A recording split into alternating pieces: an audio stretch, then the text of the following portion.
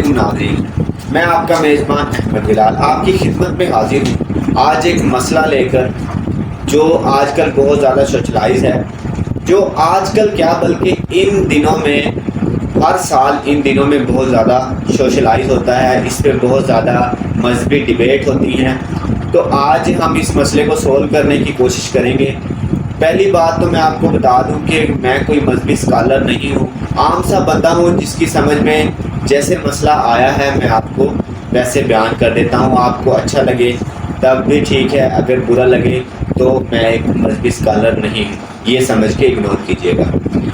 تو آج ہمارا موضوع ہے جشن عید میلاد النبی صلی اللہ علیہ وسلم۔ ناظرین، اس کو منانا یا نہ منانا، اس پہ جو ہے بہت بحث ہوتی ہے آج کل۔ تو ہم اس کو جو ہے نا دیکھتے ہیں اپنے نظریے سے کہ یہ کیسے حل ہو سکتا ہے۔ اچھا ناظرین، ہمارے لیے نبی کریم صلی اللہ علیہ وسلم کی ذات اقدس بہت بہترین عملی نمونہ ہے۔ ہمارے لیے نبی کریم صلی اللہ علیہ وسلم کی زندگی ہی، ساری زندگی ہی ہمارے لیے دین ہے۔ اگر ہم اس سے جو ہے منہ موڑتے ہیں تو سمجھیے کہ ہم دین کے کسی راستے پر نہیں، ہم بھٹکے ہوئے ہیں۔ تو آپ سب کا یہ تو ایمان ہے، تو اگر ہم کوئی بھی چیز ایسی جو نبی کریم صلی اللہ علیہ وسلم نے ہمیں بتائی، ہم اس پہ عمل نہیں کرتے تو ہم گناہ گار ہیں، اور اگر کوئی ایسی چیز جو نبی کریم صلی اللہ علیہ وسلم نے ہمیں نہیں بتائی ہم اس پر عمل کرتے ہیں تب بھی ہم گناہ گار ہیں۔ تو ناظرین، آج ہم دیکھتے ہیں کہ نبی کریم صلی اللہ علیہ وسلم نے اپنی زندگی میں اپنی پیدائش کے دن کو کیسے جو ہے منایا یا کیسے گزارا، وہ ہم آج دیکھتے ہیں۔ نبی کریم صلی اللہ علیہ وسلم کی ساری زندگی میں نے جو میری تحقیق کے مطابق کوئی بھی ایسا دن نہیں 12 ربیع الاول کا جس میں نبی کریم صلی اللہ علیہ وسلم نے کوئی ایسا عمل کیا ہو جو آج ہم کرتے ہیں۔ اور میں نے بہت زیادہ ڈھونڈنے کی کوشش کی کہ کہیں تو ہوگا جو ہم آج یہ کام کرتے ہیں، یعنی اس کا کوئی تو جو ہے اس کی بنیاد ہوگی۔ تو ناظرین یقین جانیے کہ مجھے یہ کہیں سے نہیں ملا۔ میں نے اتنا بھی سرچ کیا کہ صرف نام ہی مل جائے اس کا، یعنی میلاد کا نام ہی مل جائے، مجھے نہیں ملا۔ تو اسی طرح پھر ہم آتے ہیں صحابہ کی زندگی میں، جو نبی کریم صلی اللہ علیہ وسلم کے بعد ہمارے لیے عملی نمونہ ہیں، کیونکہ وہ نبی کریم صلی اللہ علیہ وسلم کے 100% فالوور ہیں۔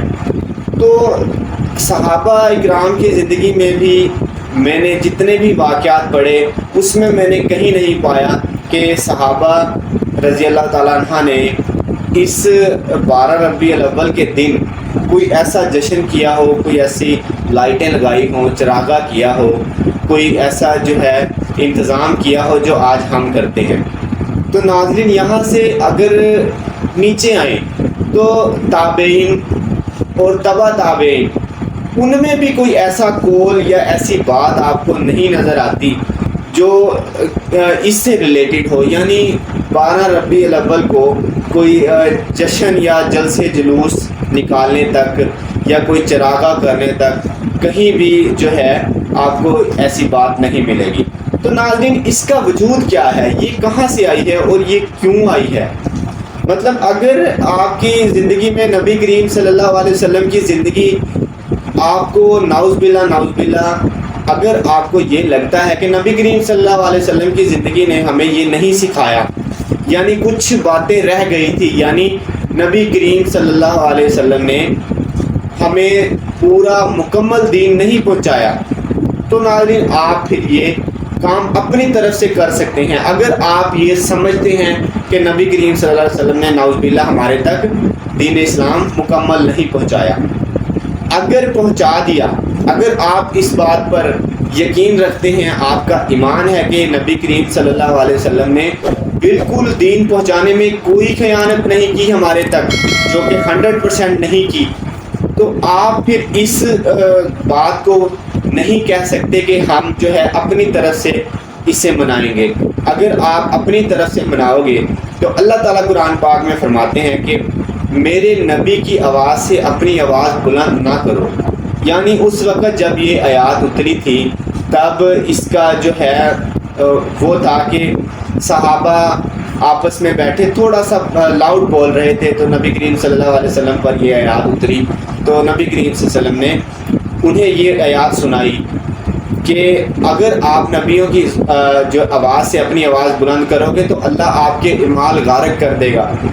تو ناظرین، آج کے لیے اس آیات کا جو ہے وہ کیا معنی ہے؟ آج کے لیے یہ ہے کہ ہم نبی کریم صلی اللہ علیہ وسلم کی بات پر اپنی بات کو ترجیح دیں، یا کسی صوفی کی بات کو ترجیح دیں، یا کسی اپنے عالم مولوی کی بات کو ترجیح دیں. تو یہ اس بات کی دلیل ہے کہ ہم نبی کریم صلی اللہ علیہ وسلم کی آواز سے اپنی آواز بلند کر رہے ہیں. تو ناظرین، نبی کریم صلی اللہ علیہ وسلم نے فرمایا اگر کسی نے کوئی بات دین سمجھ کر دین میں شامل کی اور ثواب کی نیت سے دین میں شامل کی جس پر ہمارا حکم نہیں ہے تو وہ مردود ہے اور وہ اپنا ٹھکانہ جہنم سمجھ لے. تو ناظرین، میرا یہ ایمان ہے کہ رسول اللہ صلی اللہ علیہ وسلم نے تمام تر باتیں ہمیں پہنچا دی جو اللہ تعالیٰ نے نبی کریم صلی اللہ علیہ وسلم کے ذمہ لگائی تھی. ہمارے تک دین پہنچانے میں کسی قسم کی کوئی خیانت نہیں کی. ناظرین، ہمارا دین نبی کریم صلی اللہ علیہ وسلم نے مکمل کر دیا. ہمیں ہر چیز کا علم دے دیا. ہمیں جس چیز میں آپ رہنمائی چاہتے ہیں آپ کو ملے گی. اور جو چیز نہیں تھی دین میں وہ نبی کریم صلی اللہ علیہ وسلم نے نہیں بتائی. جو بتانے کی تھی جو اصل دین ہے وہ سارا ہمارے پاس محفوظ ہے، اور نبی کریم صلی اللہ علیہ وسلم نے اپنی ذمہ داری خوب نبھا دی. تو اگر کوئی بندہ سمجھتا ہے کہ نہیں نبھائی، نعوذ باللہ، تو وہ بندہ اپنی طرف سے کوئی ثواب کے لیے چیزیں کھڑ لے تو اس کا مطلب یہ نہیں کہ وہ دین ہے. ناظرین، اگر عملی نمونہ نبی کریم صلی اللہ علیہ وآلہ وسلم نہیں ہے تو پھر کوئی بھی ہو وہ گمراہی ہے. پھر آپ کسی کو بھی عملی نمونہ سمجھ رہے ہیں وہ گمراہی ہے. اس لیے آپ دیکھیں، آپ کے ان ساری باتیں سننے کے بعد آپ کے ذہن میں کیا آتا ہے؟ ناظرین، صحابہ کی زندگی لے لیں. صحابہ کی زندگی میں ساری باتیں جو نبی کریم صلی اللہ علیہ وسلم سے سنی، دیکھی اور کرتے ہوئے دیکھا، وہ ساری باتیں نبی کریم صلی اللہ علیہ وسلم کی صحابہ نے بلکہ 100% فالو کی. یعنی میں ایک واقعہ بیان کر رہا. صحابہ ایک سفر پر جا رہے تھے. وہاں ایک درخت تھا جس کی شاخیں اوپر تھی، یعنی سر پہ لگنے کی بالکل بھی کوئی توقع نہیں تھی.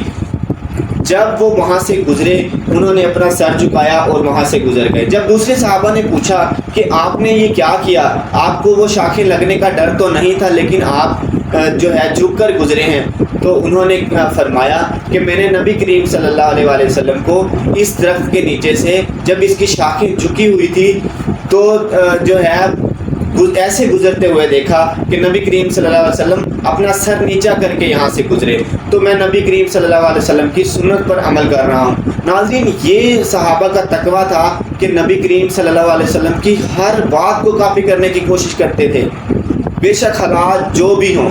تو ناظرین، یہ جو فلسفے خود سے گھڑ لیے گئے ہیں اس کا دین سے کوئی تعلق نہیں ہے. اگر آپ کرو گے تو پھر آپ اس جو ہے حدیث کے زمرے میں آتے ہیں کہ تمام بدعتیں ضلالت ہیں اور تمام ضلالت گمراہیاں ہیں اور تمام گمراہیاں جہنم میں لے جانے والی ہیں. تو اس حدیث کے آپ زمرے میں فل آتے ہو، مردود ہو. پھر اگر آپ یہ سوچتے ہو کہ نبی کریم صلی اللہ علیہ وسلم نے آپ تک دین نہیں پہنچایا اور ہمارے صوفیہ، ہمارے علماء یہ دین ہمارے تک پہنچا رہے ہیں جو آپ کو بتاتا ہے کہ آپ بدعت کریں، آپ بدعت حسنہ کا نام دے کر بدعت کریں، تو یہ بدعت آپ کی بالکل جو ہے آپ کے گلے پڑ جانی ہے، کیونکہ نبی کریم صلی اللہ علیہ وسلم کی احادیث بالکل ان کے خلاف ہیں. اس لیے آپ کا دل اگر مانتا ہے تو آپ پھر یہ سوچیں، اس ساری باتیں سننے کے بعد اگر آپ کا دل مانتا ہے کہ میں خود سے یا میرے کوئی صوفیہ جو ہیں وہ نعوذ باللہ اللہ کے نبی سے زیادہ علم رکھتے تھے جنہوں نے ہمیں یہ دین بنا کے دے دیا، تو پھر آپ کا جہنم کا ٹھکانہ یہ پکا ہے. یہ جو ہے آپ کو پھر کوئی بھی جہنم سے نہیں بچا سکے گا اگر آپ کا عقیدہ یہ ہے۔ ہمارا عقیدہ یہ ہے کہ نبی کریم صلی اللہ علیہ وسلم نے دین کو پہنچانے میں کسی قسم کی کوئی غلطی کوتاہی نہیں کی، ٹوٹل دین جو ہے ہمارے تک بالکل اسی طرح پہنچا دیا جس طرح اللہ نے چاہا تھا۔ تو آج کل ایک شعر بڑا گردش میں ہے کہ نثار تیری چہل پہل پہ ہزاروں عیدیں ربیع الاول، سوائے ابلیس کے جہاں میں سبھی تو خوشیاں منا رہے ہیں۔ اللہ کی قسم اگر آپ اس کو ذرا تھوڑا سا ذہن میں سوچیں، تھوڑا سا اسے سمجھنے کی کوشش کریں کہ کس کے لیے یہ شعر بولا جاتا ہے۔ نعوذ باللہ صحابہ نے نہیں منایا، ابو بکر نے نہیں منایا، عمر نے نہیں منایا، حضرت علی رضی اللہ تعالیٰ عنہ نے نہیں منایا، ٹھیک ہے؟ تو آپ کس کو کہہ رہے ہیں؟ ابلیس کی مشابہت کس سے کر رہے ہیں بھائی؟ سوچنے کی بات ہے۔ دماغ والے بندے کے لیے صرف یہ سوچ ہی لینا بہت ہے کہ یار یہ میں کیا کہہ رہا ہوں۔ کسی بھی صحابی نے نہیں منایا، 1,24,000 صحابہ تھے کم و بیش، نہیں منایا۔ سب صحابہ اس زمرے میں آتے ہیں کہ نہیں؟